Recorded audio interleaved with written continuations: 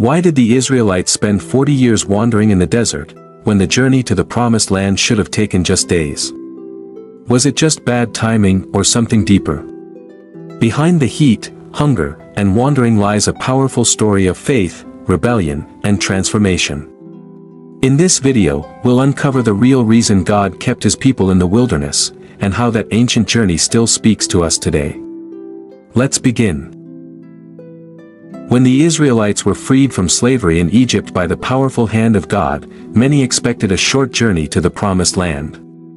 The distance wasn't far, and with divine guidance, it should have taken only weeks. But instead, they wandered in the wilderness for 40 years. Why such a delay? The answer wasn't about geography, it was about the heart. Though they had left Egypt physically, they still carried a mindset of fear, doubt, and disobedience. Again and again, they complained, rebelled, and questioned God. Despite witnessing miracles like the parting of the Red Sea and daily manna from heaven, they doubted his goodness and even wished to return to Egypt. One of their gravest sins was worshipping a golden calf, just days after receiving God's commandments. It wasn't just rebellion, it was a complete lack of trust. At one point, when they stood near the border of the promised land, they sent spies to explore it. 10 out of 12 spies returned with fear-filled reports, and the people panicked. They refused to enter the land God had promised. In response, God declared that this unbelieving generation would not enter his promise. They would wander until a new, faithful generation rose up. Only Joshua and Caleb, who remained faithful, would be allowed to enter. The 40 years in the wilderness weren't just a punishment. They were a time of transformation, a spiritual reset. God wasn't just taking his people out of Egypt, he was taking Egypt out of them. The 40-year journey wasn't a meaningless punishment. It was a period of divine discipline, spiritual training, and generational change. God had a purpose far greater than simply leading a crowd from one land to another. He was shaping a people into a nation, one that would know him, trust him, and carry his name. The Israelites who left Egypt were deeply marked by a culture of slavery. They feared responsibility, resisted leadership, and doubted even in the face of miracles. This mindset could not enter the promised land. So God declared that only the new generation, those who would grow up under his care in the wilderness, would be allowed to inherit the land. This new generation would learn to depend on God daily, understand his laws, and develop a heart of obedience. Joshua and Caleb were the only two from the old generation who had remained faithful when the others faltered. Their loyalty wasn't based on circumstances but on deep trust in God's promise. The 40 years served as a spiritual filter. Through the passing of time, God removed those who clung to rebellion and raised up a people ready to stand as his chosen nation. In this long and difficult journey, the wilderness became a place of purification. It was the furnace where God refined the faith of his people. Despite the harsh and barren landscape of the wilderness, the Israelites were never truly abandoned. God provided for their every need in miraculous ways. Every morning, they received manna, bread from heaven. When they longed for meat, God sent quail that covered the ground. When they were thirsty, water gushed from rocks. These weren't one-time miracles, they happened consistently over 40 years. More than just food and drink, God gave them protection. During the hot desert days, a pillar of cloud covered them, shielding them from the sun. At night, a pillar of fire gave them light and direction. Their clothes did not wear out, and their feet never swelled despite all the walking. These signs were constant reminders that God was with them, not just in big moments but in the everyday details. He was not a distant deity but a present, caring Father.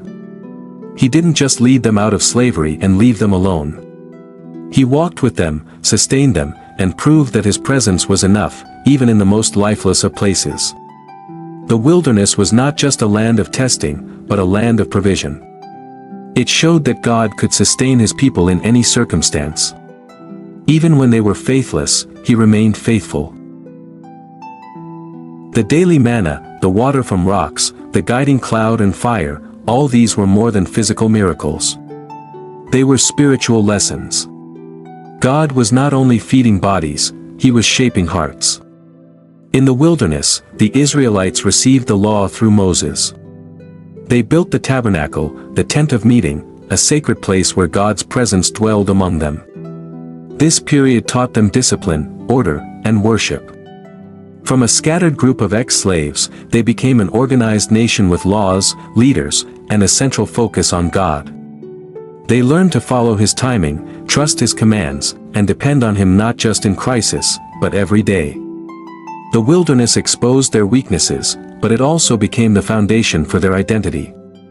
It was in the dry land that they learned, man does not live by bread alone, but by every word that comes from the mouth of God. These trials weren't just challenges, they were lessons in faith, obedience, and surrender. Each test, each provision, was preparing them for the greater purpose ahead. God wasn't simply preparing them for a destination, he was preparing them for a relationship. A lasting, living, faithful relationship with him. The wilderness was never the end, it was the necessary path before the promise. After 40 years, the Israelites stood once again on the edge of the promised land, but this time, they were not the same people. The generation that entered Canaan had been born in the desert, raised under the cloud of God's presence, and taught to live by faith. They were not driven by fear but by hope. The lesson was clear, entering the promise requires more than arrival, it requires readiness. God had shaped a people who would trust him not only for food and water, but for victory and future.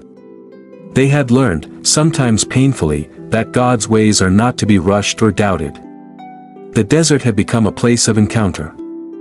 And when they finally crossed the Jordan, they did so not just as wanderers, but as worshippers, warriors, and witnesses of God's faithfulness. Their journey teaches us that long seasons of waiting may not be punishment, but preparation.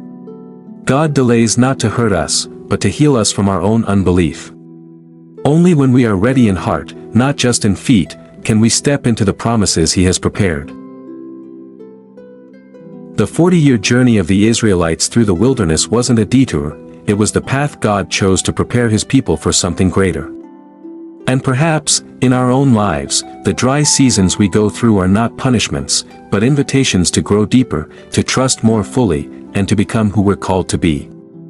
If this story moved you, if it opened your eyes to something deeper about faith or reminded you of your own spiritual walk, I encourage you to reflect, pray, and share it with someone who may need it. And if you'd like to continue exploring the powerful stories of Scripture, consider subscribing to this channel.